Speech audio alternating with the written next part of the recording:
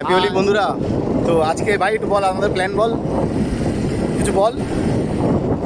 তো আজকে আমরা হোলিতে দুই ভাই বেরিয়েছি, আর ভাই এখনও অবধি ব্যাচেলার আছে।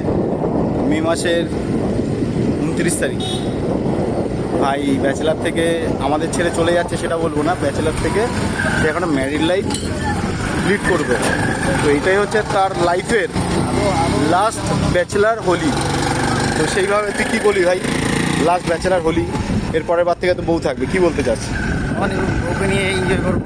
মানে কেমন লাগছে যে এই বছর তোর লাইফে তোর নতুন কিছু হচ্ছে? প্রতি বছর তো মানুষের লাইফে অনেক কিছু হয় না, তো এই বছর তোর, এই বছরের পর থেকে তোর লাইফে একটা নতুন কিছু, কেমন লাগছে?